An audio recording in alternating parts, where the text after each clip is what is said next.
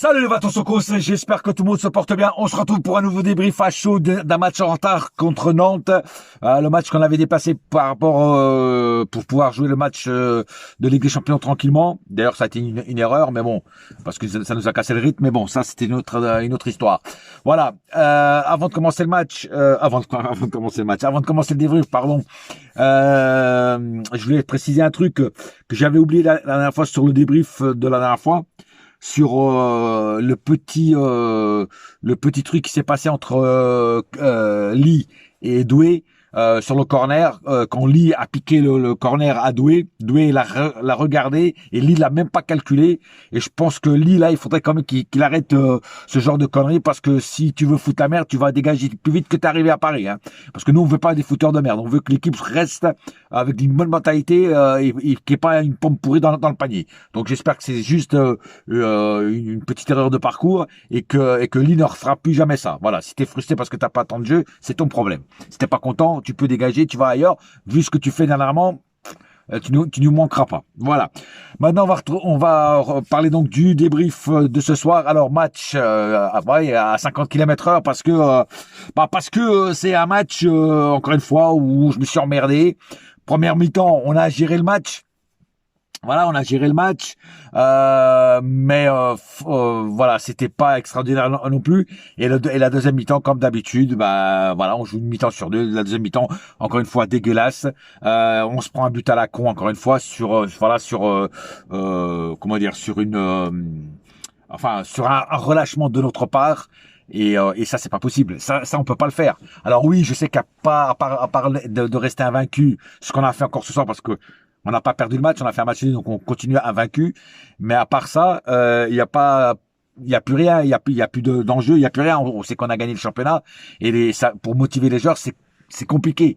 Voilà, donc c'est aussi le rôle de Luis Enrique de motiver ses joueurs, même quand il y a pas grand chose à prouver ou à gagner, tu vois. Voilà, donc il faudra faire sur les derniers matchs, il reste 4 matchs. Sur les 4 matchs, en plus c'est des grosses équipes. Je crois que il y a Nice, Strasbourg, c'est des équipes qui jouent au football. Donc il faudra faire très attention et surtout pas faire ce genre de conneries, se relâcher dès qu'on a un but d'avance. Un but, vous savez très bien qu'un but c'est pas beaucoup. Un but c'est très très très facilement rattrapable, pardon. Et donc faudra pas faire ce genre de conneries. Et même s'il n'y a pas un enjeu extraordinaire au bout, il faut que nos joueurs quand même restent motivés et jouent leur football comme ils ont joué jusqu'à maintenant. Voilà, donc deux mi-temps pas terrible. J'ai un peu plus aimé la première, même si c'était un peu purge. Ah, voilà. La deuxième, voilà, catastrophique avec des défenses, avec une défense un petit peu incontrôlable. Mais sinon voilà, on va pas dire que c'est pas un match qui va rester dans les références du foot mondial et même français, quoi. Voilà, c'est un match, voilà, un match, voilà, c'est pas plus pas moins, voilà. Donc j'ai pas grand chose à dire sur ce match. C'est très difficile de débriefer des matchs de maintenant, parce qu'il y a tellement peu de choses à dire sur ces matchs que il faut que je meuble pour dire quelque chose, tu vois. Par contre il y a beaucoup de mauvaises relances et de mauvaises passes. Et on perd souvent le ballon à cause de ça. Ça, il faudra aussi remédier à ça, parce que je vois beaucoup de pertes de ballon sur des mauvaises relances ou des mauvaises passes données au lieu de donner aux collègues, il la donne à l'adversaire, tu vois. Voilà, sur la précipitation, tu vois, c'est ça le problème. Bon, allez, on va aux statistiques du match. 8 tirs du côté Nantes, 10 du côté PSG. 2 tirs cadrés du côté Nantes, 5 du côté PSG. Tu vois, c'est juste la moyenne, hein. 24% de possession côté nantais, 76 du côté PSG. Voilà, c'est vrai, sur ton premier, on gérait le match, mais voilà, c'est une possession stérile. Voilà, juste avec un petit but. 266 passes du côté nantais, 842 du côté PSG. Voilà, donc c'est sûr qu'en termes de statistiques, en termes de ces statistiques-là, c'est sûr qu'on est largement au-dessus. 72% de précision de passe côté nantais, 92 du côté PSG. Putain, j'ai du mal ce soir. Tellement je me suis fait chier, j'ai du mal. 5 fautes du côté nantais, 9 du côté PSG. 2 cartons jaunes du côté nantais, 0 du côté PSG. Aucun carton rouge des deux côtés. 1 hors-jeu des deux côtés. 4 corners des deux côtés. Voilà. Donc voilà, des statistiques largement un autre truc, mais voilà, c'est juste ça, c'est des matchs gérés, mais des fois on veut tellement gérer, eh ben qu'on oublie que les autres peuvent nous surprendre d'un moment à l'autre. C'est ce qui est arrivé ce soir. Voilà. Bon, cas par cas. Donnarumma, je l'ai trouvé très bon ce soir encore une fois. La parade qu'il fait, pour moi c'était but. Hein. S'il n'aurait pas fait cette parade, il y avait but. Donc on aurait perdu le match. Voilà. Et donc très belle parade de Donnarumma. En plus la rage de vaincre. Franchement, Donnarumma dernièrement il me déçoit pas. On dirait qu'il a changé. Je sais pas, peut-être parce que il a peur qu'on ne renouvelle pas son contrat, parce qu'il doit être renouvelé, je pense. Donc il fait tout justement pour être renouvelé. Tant mieux pour lui. Hein. Moi j'aime voir un Donnarumma comme ça justement. Voilà. Nuno Mendes. Voilà, il a fait son match, pas plus, pas moins, pas exceptionnel. Marquinhos, à un moment Marquinhos s'est fait fumer comme un débutant. Et c'est Beraldo qui a rattrapé le coup. Beraldo, je le trouvais beaucoup mieux aujourd'hui que d'habitude, quoi, que sur les autres matchs.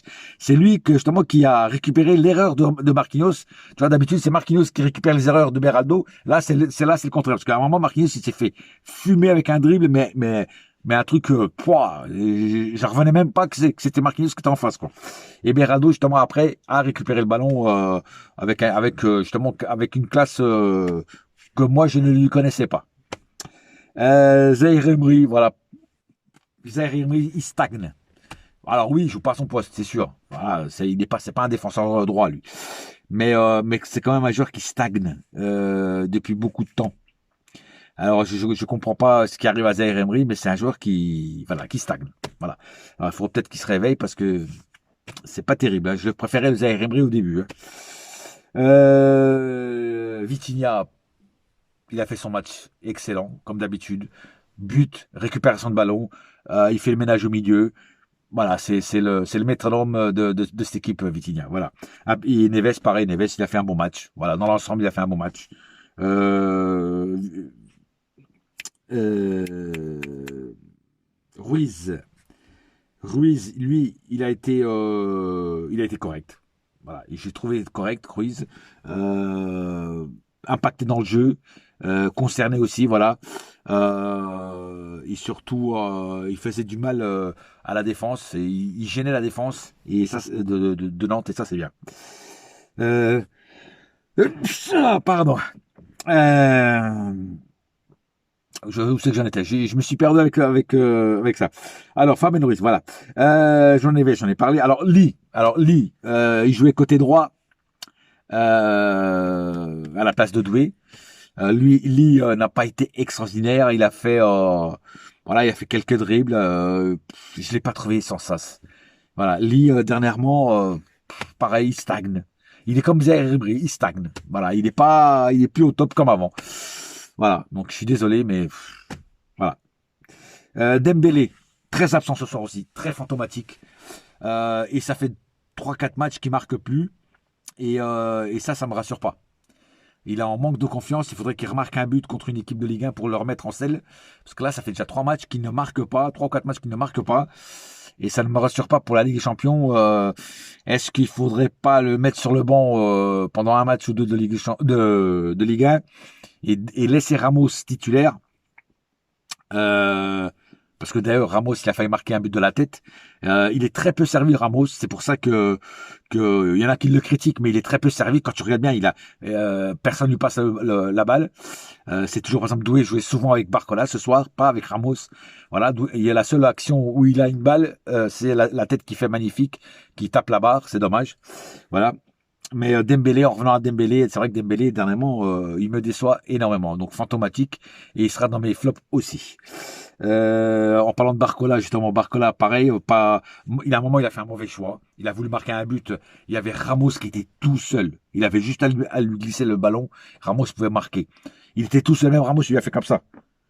C'est incroyable de pas avoir cette vision du match, du jeu. C'est incroyable. Et Barcola, ça fait aussi plusieurs fois que je le trouve moins bon qu'avant. Il est moins percutant, moins affûté que durant une période. Et ça m'inquiète aussi. Voilà. En plus, il attend pour renouveler son contrat. Je sais pas s'il faut pas le remplacer par quelqu'un d'autre, le vendre et le remplacer par quelqu'un d'autre, parce que c'est pas, voilà, c'est pas. Et là, le mauvais choix qu'il fait, moi j'aurais donné à Ramos, Ramos aurait marqué, mais bon, voilà, c'est comme ça. Kvaratskhelia, pareil. Kvaratskhelia, ça fait 2 matchs qu'il est pas exceptionnel, qu'il est, voilà, qu'il se repose un peu sur ses lauriers. Alors oui, comme je dis, il y a rien de motivant dans ces matchs-là. Mais bon, à un moment ou à un autre, il faut quand même essayer de faire quelque chose, tu vois. Et ça fait déjà 2 matchs que je vois que Kvaratskhelia est pas au top non plus, tu vois.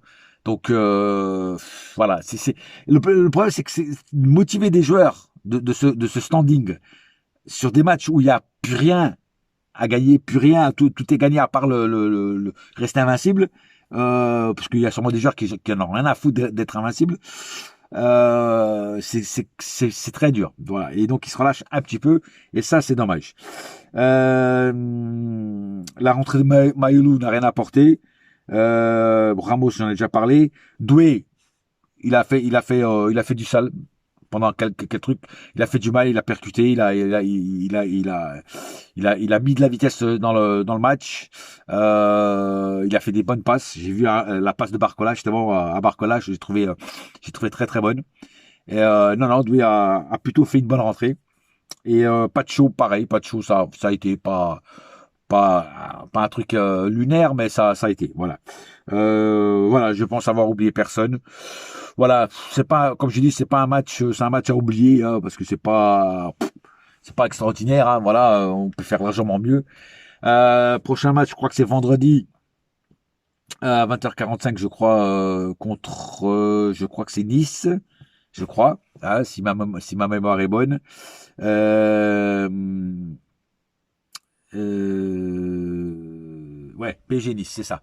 Voilà. Donc on reçoit Nice au parc. Il faudra montrer une autre image. Et attention à Nice, parce que Nice c'est très fort. Hein, donc il faudra faire très attention à l'équipe de Nice. Et continuer dans notre invincibilité. Voilà, pas plus à dire pour ce soir. J'ai fait le tour de ce match un petit peu purge. En attendant, un seul cœur, un seul club, c'est Paris ma gueule. Yes my friend. Et la saga continue. Et ça bouge pas. Allez. Bouya!